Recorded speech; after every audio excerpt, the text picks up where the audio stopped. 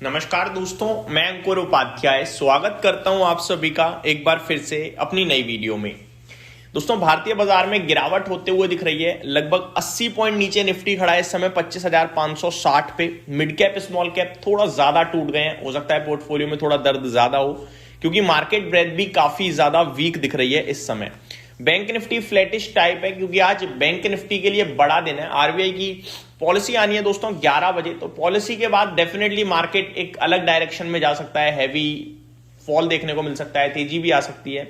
But ज्यादातर view ये बन रहा है कि जो पॉलिसी है वो न्यूट्रल रहेगी, यानी पॉलिसी में कुछ ऐसा नहीं होगा जो बाजार को तेज ट्रिगर करे, लेकिन फिर भी बाजार ट्रिगर हो सकता है। उसके पीछे रीजन ये होगा, रीसेंट डेज में ना बहुत बड़ी बड़ी मूव्स आई हैं, तो हो सकता है मार्केट कहीं ना कहीं अपने आप को एडजस्ट करे। ऊपर की तरफ करना होगा तो ऊपर जा सकता है, नीचे की तरफ करना होगा तो नीचे जा सकता है।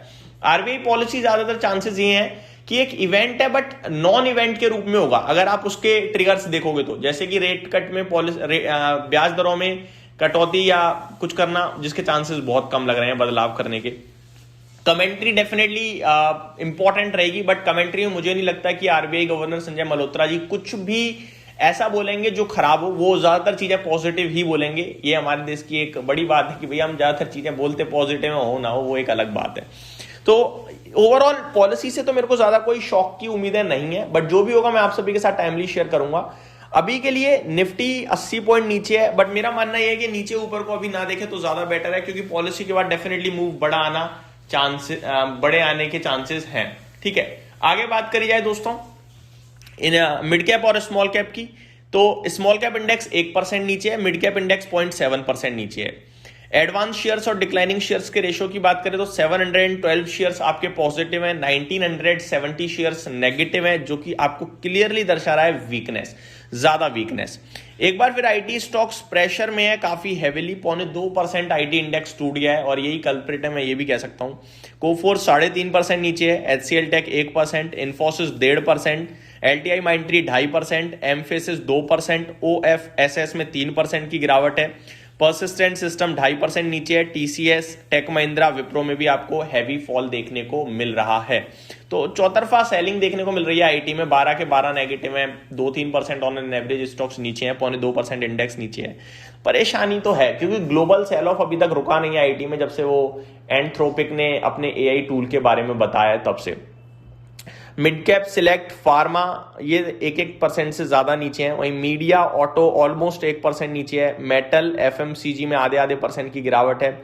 Real estate PSU banks almost 0.4% नीचे आपको देखने को मिल रहे हैं इस समय।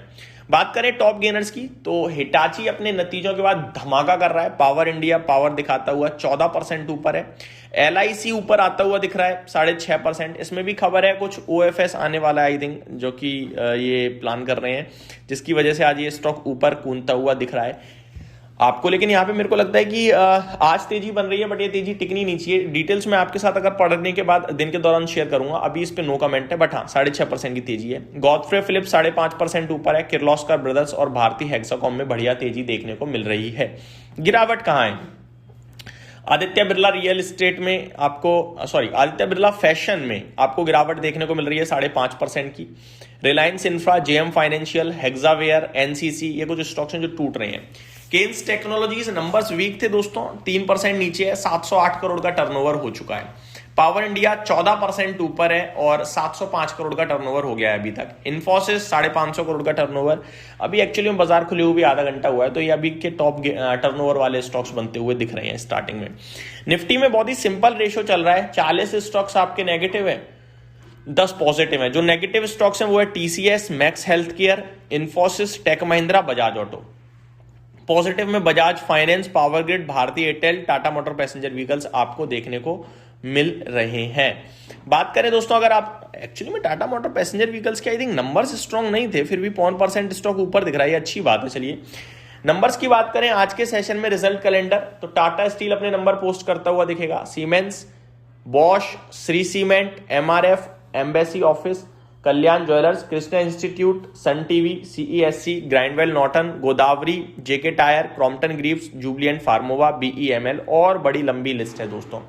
कुछ स्टॉक जो एक्स डिविडेंड ट्रेड कर रहे हैं आज, उनका नाम बताना चाहूंगा। नेस्ले 7 रुपए, आरईसी लिमिटेड 4 रुपए 60 पैसे, नैलको 4 रुपए 50 पैसे, सुंदरम फाइनेंस 16 रुपए, हुडको 1 रुपए 15 पैसे, मन्नापुरम फाइनेंस 50 पैसे, और ऐसे बड़ी लंबी लिस्ट है जो आज एक्स डिविडेंड ट्रेड करते हुए दिख रहे हैं।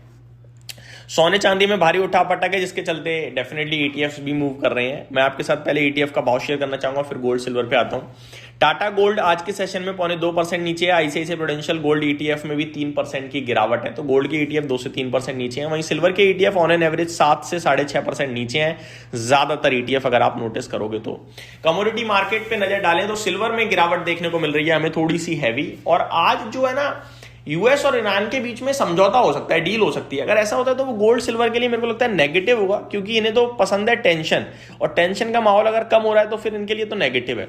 अगर आप नोटिस करें सिल्वर तो 10,400 रुपए सस्ता हो गया है। हालांकि मैं तो ये कहूंगा बहुत रिकवर कर गया, क्योंकि आज इसने 2,29,000 का लो लगाया, 2,33,000 पे, तो ज्यादा रिकवर नहीं, 5,000 रुपए रिकवर हुआ है, 4,000, अभी भी 4.5% नीचे है।